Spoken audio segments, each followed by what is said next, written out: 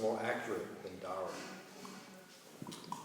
Also, since Prithu Maharaj offered everything to the Kumaras, the word kosha, treasury, need not be separately mentioned. Kings and emperors used to keep a private treasury, which was known as Ratna Bandha. The Ratna Bandha was a special treasury room, which contained special jewelries, such as bangles, necklaces, and so on, which were presented to the king by the citizens. This jewelry was kept separate from the regular treasury house, where all the collected revenues were kept. Thus, Prithu Maharaj offered his stock of private jewelry to the lotus feet of the Kumaras. It has already been admitted that all the king's property belonged to the Brahmanas, and that Prithu Maharaj was simply using it for the welfare of the state. If it were actually the property of the Brahmanas, how could it be offered again to them? In this regard, Sripad Sridhar Swami has explained that this offering is just like the servant's offering of food to his master. The food already belongs to the master, for the master has purchased it.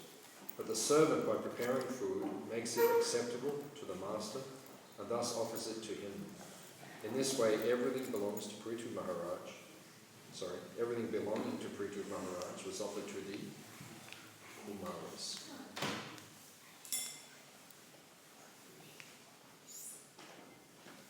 Omagyantimanandasya Gananjana Shalakaya Chakshurunalitam Yena Tasmai Shri Gurave Namaha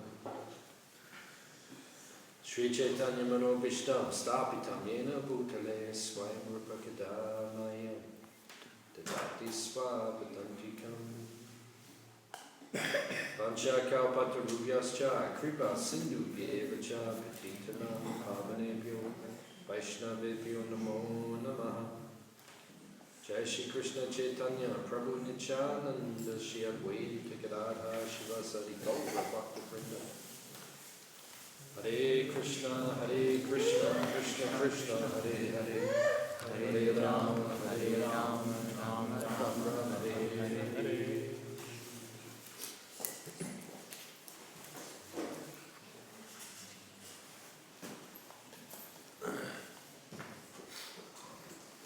So here we're seeing that Prithu Maharaj is giving charity to the Kumaras.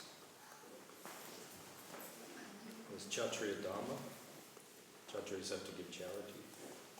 Also it is Grihastha Dharma. Grihastha Dharma means Grihastha must give charity. There are 4 ashrams. What does ashram mean? Shelter. Ashraya. Ashraya means shelter. Ashram means place of shelter. So your ashram is a place of shelter. I was speaking to some Brahmacharis last week. We're having some discussion. And I was saying, actually ashram is not critical. It is not the most important thing in spiritual life. You can say, well, I'm a Brahmachari, I'm a Grihastha, I'm a Vanaprastha. It's not the most important thing in spiritual life. How you chant the holy name is the most important thing in spiritual life. Now, your spiritual advancement is based upon your chanting of the holy name, the quality of your chanting. That's what is most important. That's what attracts Krishna. Your ashram doesn't attract Krishna. You're a Brahmachari, Grihastha, Vanaprastha, Sannyasi. That's not particularly attractive to Krishna. Because Krishna is not more attached to Brahmacharis or Grihasthas or Brahmanas, or Vanaprasthas or Sannyasis, not particularly.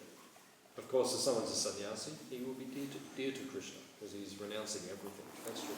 But a Grihastha who renounces everything can be equally as dear to Krishna. This is taught in the Śrīmad Bhāgavatam Morning Class. Gopal Kumara is traveling. Right? Who is the first person that he meets? He's a great Brahmana. But then the Brahmana says to him, actually, more exalted than me is the king, who is in South India. He's even more exalted than me. So the Brahmana was saying that Kshatriya is more exalted. Because he's giving everything to Krishna. So that is the consciousness of the devotee, to give everything to Krishna. So Krishna is not so much looking at your ashram. He's not so much looking at that. You know, you're a Brahmana, you're a Brahmachari or a Grihastha like that. That's not what most of the point is, what is the quality of your chanting?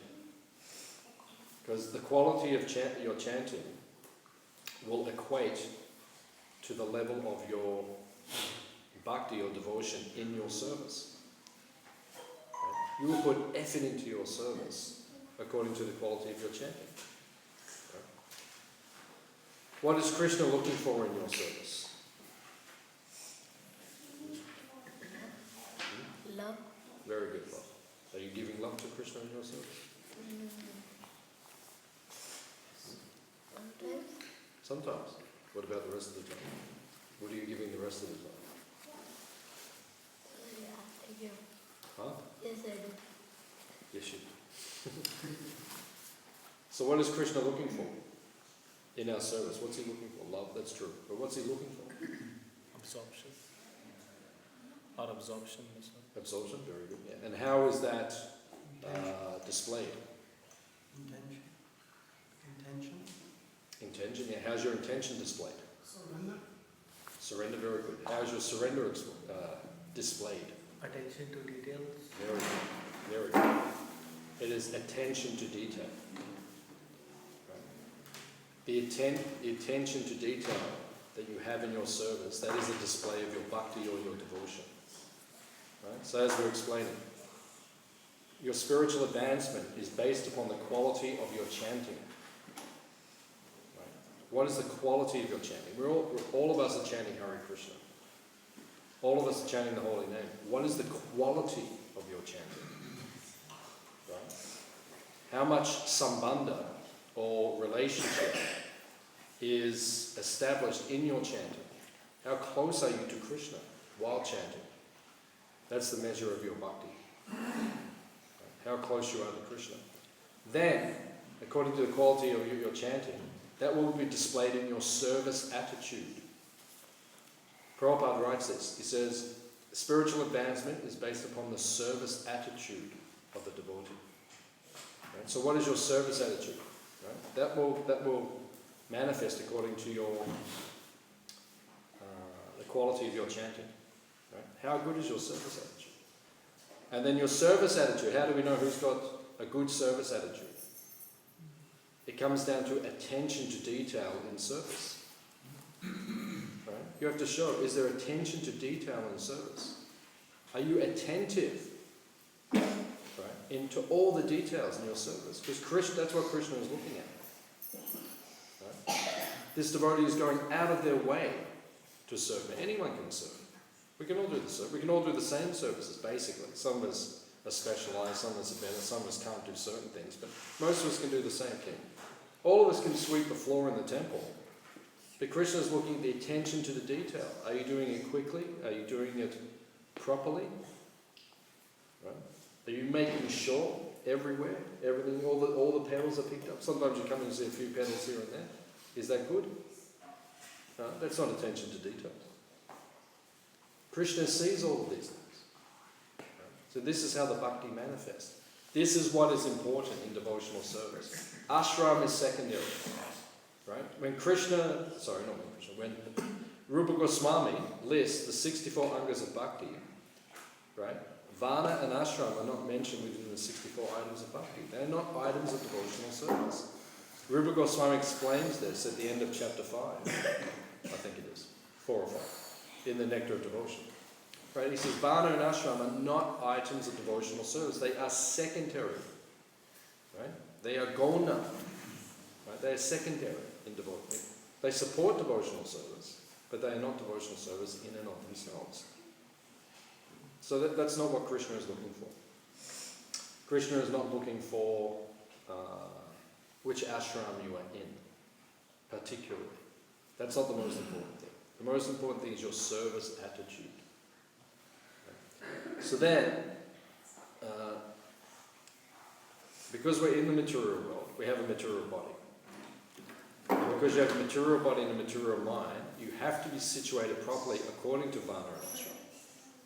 So they're not the most important thing. However, you're in the material world, so you need to recognize it. Right? We all get instructions that change our lives. If you look back at your devotional career, your devotional service, there'll be certain instructions that just changed everything. You got a particular instruction, that was it. Your devotional service went in a particular path, a particular course. Or you accelerated in devotional service. Right? So I remember many years ago I was listening to one lecture by my guru, and then he said in the lecture, he said, you can't get out of the material world until you realise you are in the material world. Right? And that changed my life, that one instruction. Right? Because then 6 months later I changed ashram. I was a Brahmachari at the time, then I moved to greenhouse later. Because I realised I had material desires. Right? I can falsely pretend those material attachments are not there, but then how will I advance in devotional service? Okay? So until you realise that you are conditioned and what your material desire and what your adhikar is, then you can't progress in devotional service. Now sometimes it's difficult to work out our own adhikar, our own qualification, because we tend to give ourselves more credit than what may be due. Most of us do that. So then we look at ourselves. Right? So it's hard to be objective. Right? Do you need to get married? No? You're probably not the best person to ask. Right? Probably better to ask the devotees around you. They will give you the instruction. They will give you the advice. Then you have to listen. Right? So you need Shiksha Guru, you need Diksha Guru, you need advice from superiors to help you make the right decisions. But once you realise you are conditioned and you're attached, then from that platform you can make advantage.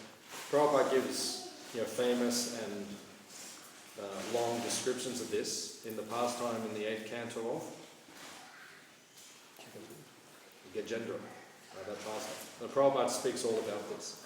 Being properly situated in devotional service according to your adhikar. Right? Prabhupada draws the analogy. Gajendra and the crocodile are fighting. Who is winning?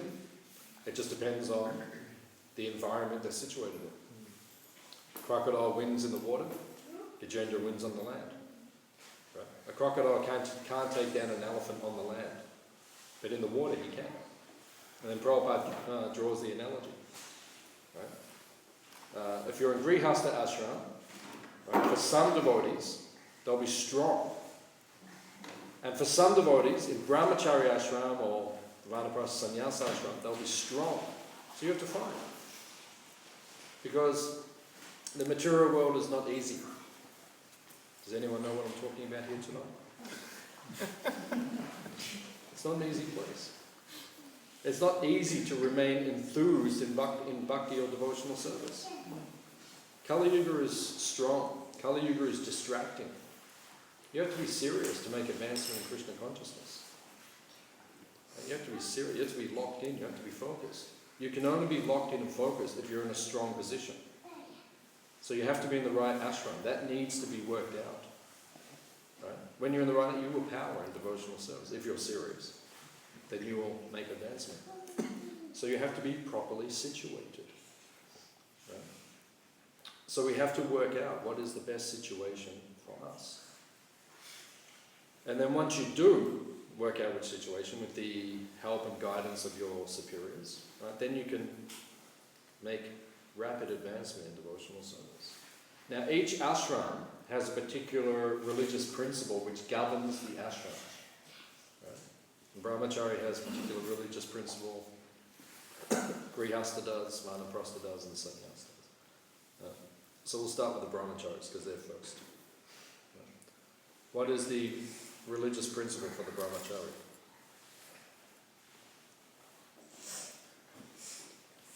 We'll ask the Brahmacharis. What is your religious principle?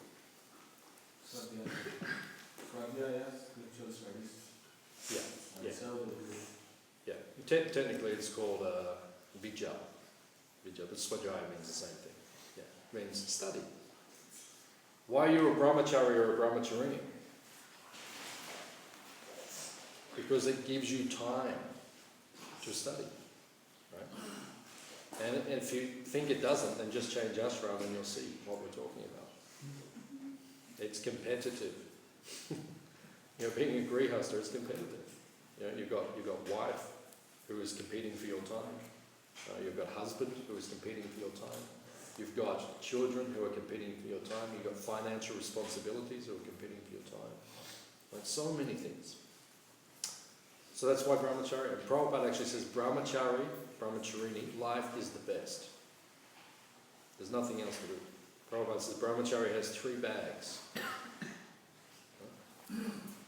Sleeping bag, book bag, and japa bag. That's it, that's your life.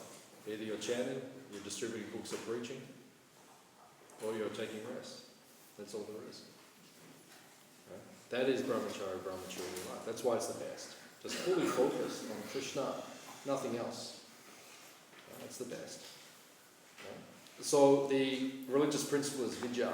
Vijja means study. That's the purpose. You're studying in the ashram of the guru. Who does the ashram belong to? The spiritual master. It belongs to Prabhupada. Prabhupada's ashram. And then you are meant to study in that ashram. Take advantage. Right?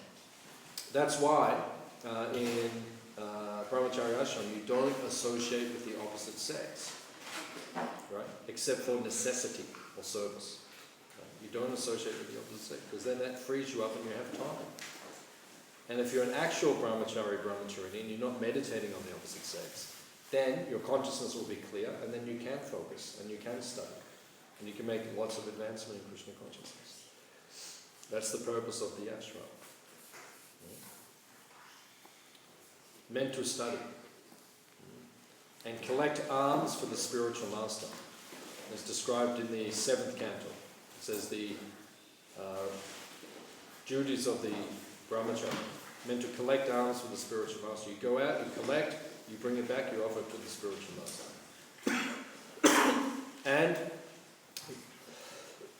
it says you serve the spiritual master with a mood of friendship. Mood of friendship, very loving and friendly towards the guru. Offer everything to the guru. That's Brahmachari life. You don't keep anything for yourself. Grihastas keep something for themselves, for their families. But the Brahmachari does not keep anything. Just gives it. So then, next one is called Grihasta. What does Grihasta, what is the religious principle? We'll ask the Grihastas. What is your religious principle? Yeah, charity. Dharma. That is the religious principle of the Grihasta. That is how the Grihasta becomes purified. That is the example being shown in this verse, in this section by Prithu Maharaj. What did he give to the Kumaras? Everything. Look at the list. What did he offer to the Kumaras? This is actual Grihasta life. If you want to understand what Grihasta life is, this is it. My dear Brahmanas, my life, my wife, my children, my home, my furniture, household paraphernalia, my kingdom, my strength, my land, and especially my treasury are all offered to you. That's Grihasta life. It makes you want to be a Brahmachari. You have to give everything. It's the same thing at the end of the day. If you're actually living like that, Grihasta, see, I was discussing with some Brahmacharis last week. There's no disadvantage in being in the Grihasta Ashram. I mean, on one level, of course, if you can be, Brahmachari or renounced, then, do it. Brahmachari, then do it, of course. Right? But if you are a Grihasta, there's no disadvantage. It's not an impediment to your devotional service or your spiritual advancement. It's not like you stop making spiritual advancement. When I was a Brahmachari, I had association with some very fanatical Brahmacharis. You were one of them. What's that? You were one of them. That's it. There's gradations.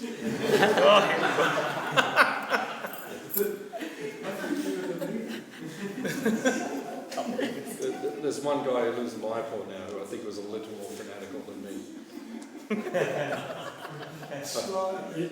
You can judge. I know. I recognise when I see one. Yeah. Okay, I'll retract the statement if it's incorrect, I'll retract it. But I think there's one guy who I think was more fanatical than me. Right? So very fanatical, right? And they would preach. I didn't preach like this. They would preach like that. You have to be Brahmachari for all circumstances, forever. That is the most important thing, right? Women are Maya, just like continuous. I wasn't like that. I was fanatical in other ways, but I wasn't like that. Always, just preaching like just Brahmachari, and then the guy's a grihasta anyway. Now he's married, he's been married for 20 years, and so what's the use of all the fanaticism, right? If we're not actually that. Right? So there's no disadvantage being a grihasta. You can be equally as advanced, more advanced. No? Bhakti Tirtha Swami, who was a sannyasi, a pure devotee, a very advanced devotee, recognized by many, very advanced devotee. He said, not long before he left this world, he said there are grihastas in ISKCON who are more advanced than the sannyasis. He said that. There are grihastas who are more advanced. The ashram is not that's external. You take here, like, the example of Ramananda Roy, Bhavananda Roy. These are grihastas, these are the government officials. Bhaktivedanta Thakur. Bhaktivedanta Thakur was the most advanced devotee practically in history. Right? One time, they were watching a slideshow in Mayapur. Prabhupada was watching it with his disciples. And Bhaktivedanta Thakur, a slide came up of a picture of Bhaktivedanta Thakur on the slideshow. And one devotee, it was dark and everyone was quiet. One devotee leaned over to Prabhupada and said, Prabhupada, you've done even more service than Bhaktivedanta Thakur. Right? And Prabhupada became very grave. Prabhupada said, Bhaktivedanta Thakur could have taken the whole universe back to Godhead, but he is very merciful. He left them here to give us some service to do. Right? That's Bhaktivedanta Thakur's power. Right? And he was grihasta, 10 kids, 12 kids, something like that. Extreme, but High Court Magistrate, the highest placed Indian in the British Raj. Very elevated, very huge responsibilities, but he was fixed in the most exalted devotee. Grihasta Acharya, the 7th Goswami. Right? But he wasn't a Goswami, he wasn't living away from the family, he was living with the family, he was fully fixed. So ashram is not the most important thing. Otherwise, Rupa Goswami would have said that within the Nectar of Devotion. He doesn't say that. It's secondary. It's supportive. It's important, but it's supportive. So, for a grihasta to become purified, they have to give dana. You have to give charity. And I was discussing this on the weekend. Some devotees came to the farm and one of the Bhakti Vriksha groups, and they had a little mini retreat. And I was giving some classes to them in the morning, and we're discussing this point. How much charity should the grihasta give? Right? Because Rupa Goswami says 50%. Right? So if you give 50%, how will you feel as a grihasta? Right? You'll be hurting. Right? And you will be feeling, who is this guy, Krishna?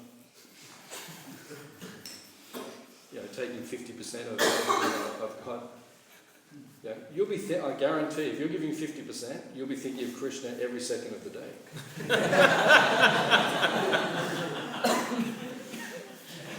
That's a fact.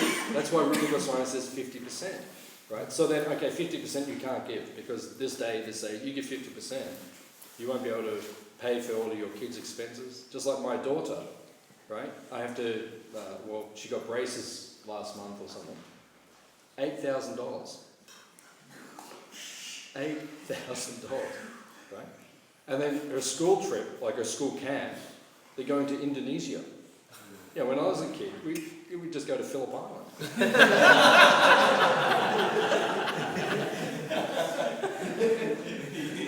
Right? It's nearly $4,000 for a school camp. I nearly had a heart attack. She comes home, she gives me this letter, Then she just gives me this, looks at me with this smile on her face. Oh, all my friends are going, right? So, I laid on the floor for about half an hour, just crying to myself. And Krishna. this is grihastha life practically. If I gave 50% of what I earned to, I couldn't afford, because it's just the way, life is. So, okay, 50% may not be practical or possible for most devotees, but, so then the question is, how much charity should the grihastha give? The grihastha should give enough charity so they're feeling it and it's hurting a little bit. Because then you're giving, then you become Krishna conscious.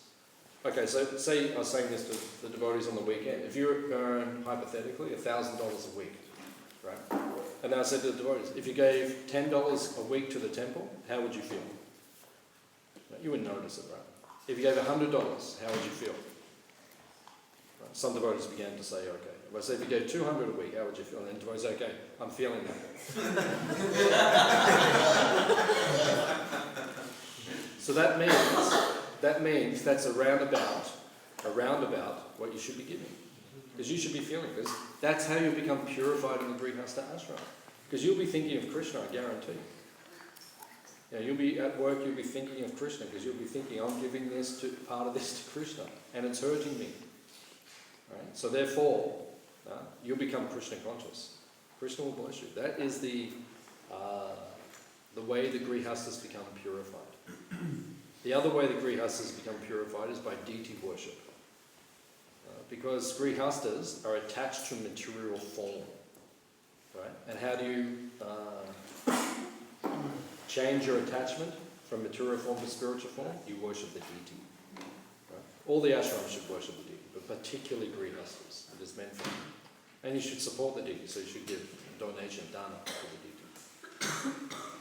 And then, if you make advancement in grihastha life, I remember many years ago I was listening to a lecture with my guru, and he said, the whole point of going through grihastha ashram is to develop renunciation. By the time you get through 25 years of grihastha ashram, you should be feeling detached. You shouldn't be feeling like, I want to do it all again. No, you should be feeling detached. That's the point of it. And if you are beginning to feel detached, it's working. And if you're not feeling detached, then we'll pray for you. But you should be feeling detached. It should be coming. That's the whole point. Because then the third ashram is what vanaprastha. Vana literally means the forest. It means the husband and wife, they leave household responsibilities and they begin to travel and preach. And technically in the old days you would go to the forest and you just concentrate on the spiritual life. And then you become purified. What is the religious principle? Right. Vidya, dana, and then for the vanaprastha is? Austerity, yeah. Tapa. Right. Austerity. Rishabdev says in the 5th canto of the Bhagavatam, right? Tapo divyam. Right? By austerity, you become purified. Right? We only make advancement in Krishna consciousness when you perform austerity. What is austerity for the members of ISKCON? It's preaching. That's austerity. That's the austerity we willingly undertake. Right? It has to become a little difficult. Same thing as giving donations. To preach means we have to make sacrifice. If our life is just easy, right? I just come to the temple, I take nice prasadam, I go to a couple of Bhaktivedanta programs, I sit down the back, I associate with all the devotees. That's not going to purify you rapidly. If you want rapid purification, you have to perform austerity. You have to organize the programs, because every time you organize something, it becomes an austerity. Right? It takes effort. You have to feed everyone. There's like devotees came on the weekend, right? And then they had to organize it, then all the devotees come, then you have to feed them all. When everyone leaves, you have to clean it all up. That purifies the consciousness. Right? When you take responsibility. Right? I remember many years ago I spoke to one of their senior devotees, one of Prabhupada's disciples. I was in India and I met them. They said, "What are you doing now?" And I told them the service I was doing. And they said, "You only make advancement when you take responsibility."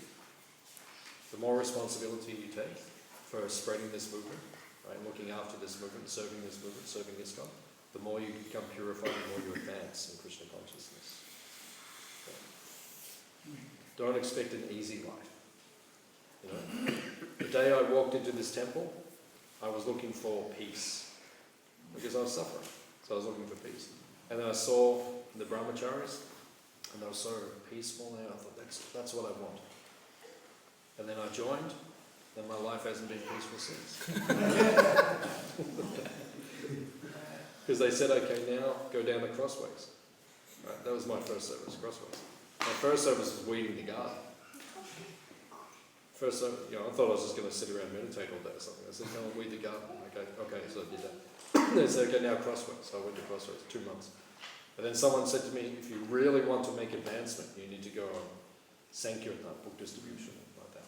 And I said, sure, well, what is that? I didn't even know what it was. Someone said to me, the way you really make advancement is Sankirtan. And I said, what is it? I'll do it. What is it?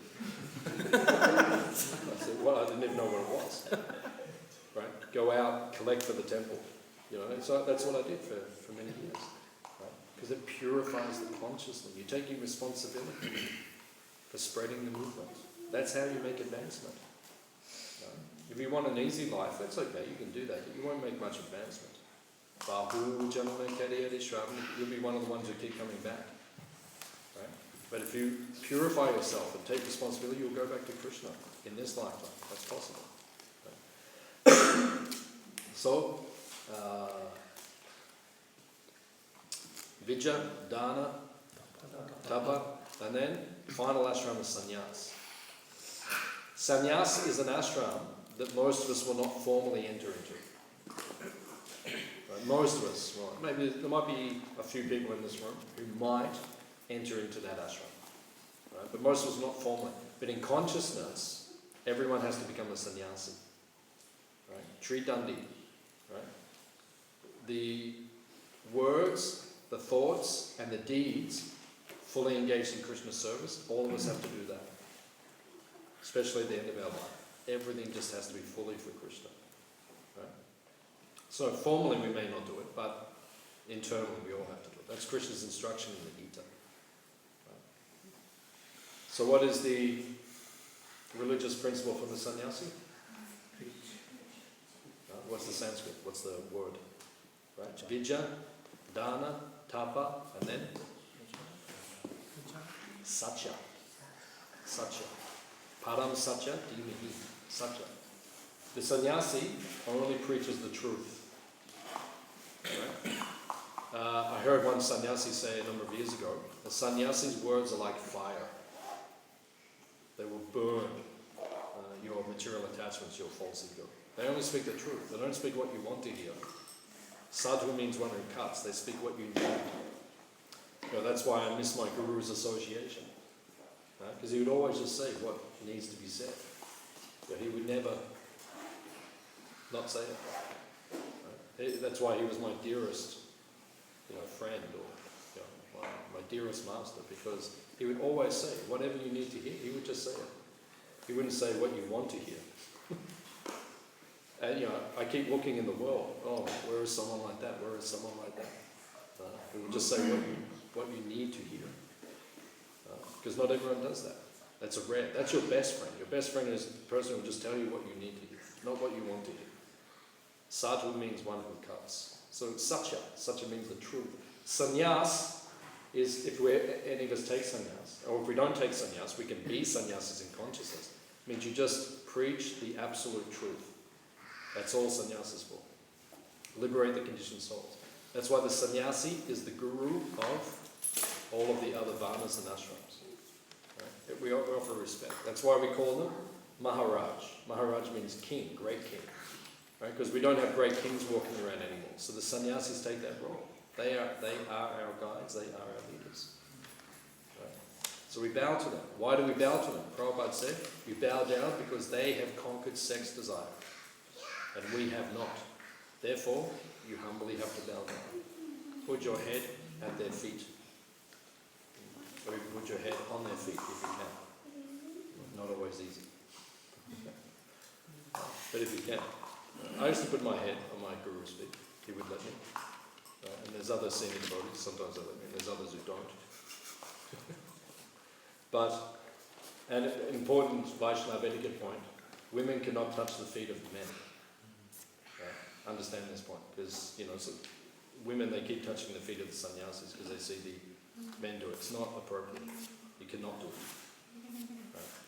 You can touch, they leave their shoes outside when they come to them. Touch their shoes if you want to get purified in that way.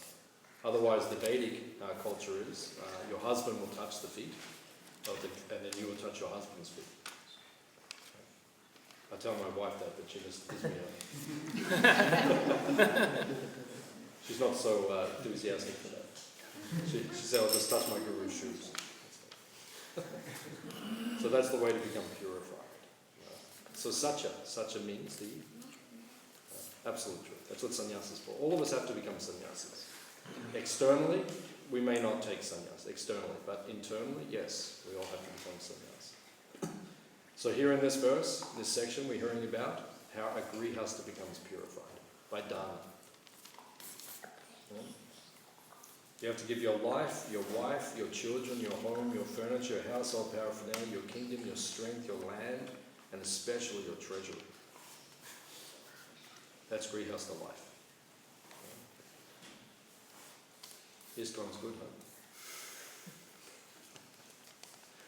They took everything from you. We just walked in here to be peaceful, and then now we've got nothing left. Everything given to Krishna. And we are happy.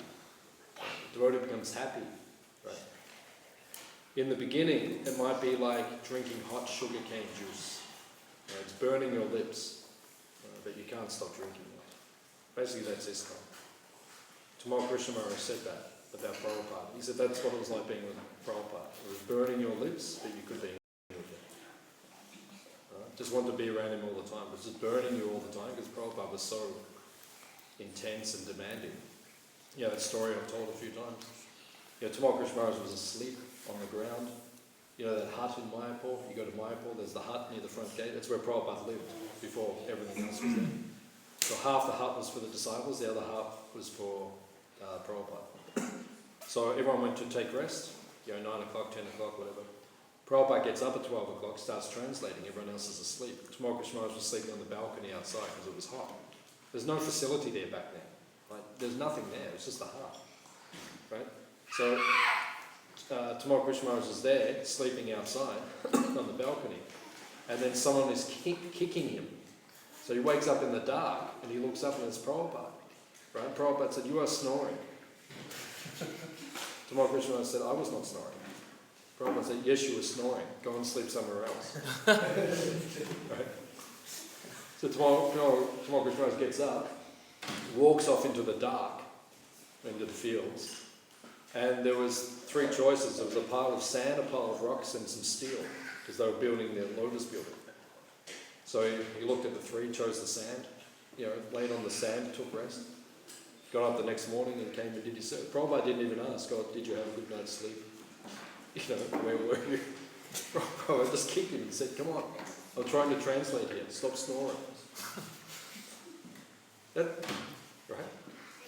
Anyone else did that to you, right? Imagine, you would not, probably you would not take it. With Prabhupada, we think that's the greatest ecstasy. Prabhupada kicked me. I'd love to be kicked by Prabhupada. But that was the level of surrender that the devotees had towards Prabhupada. Right? Hot sugarcane juice, that is ISKCON. Right? Too intense, but we can't go away, so what can we do? Right? Okay, we'll stop here. Any questions or comments? What we discussed?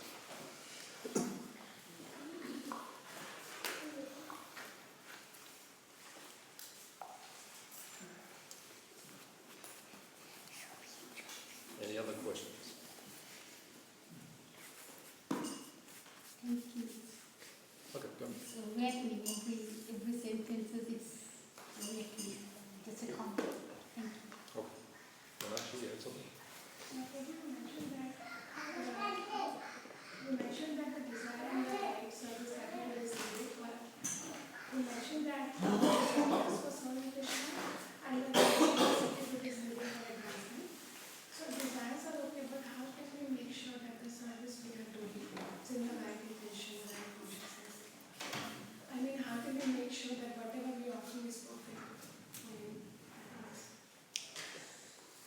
you don't have to overanalyze or make devotional service overcomplicated. Prabhupada said simple for the simple and complicated for the complicated. So if you're sitting there all day thinking, oh, how do I know, is this right? That's overcomplicating things. You know, you just do your service. Like, you know, if I get up in the morning and I offer the arati to the deity, I just offer it with the best intention I can.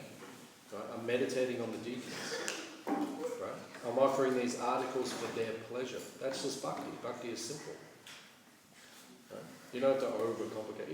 You know when you're doing things properly because the deities are smiling at you. Right?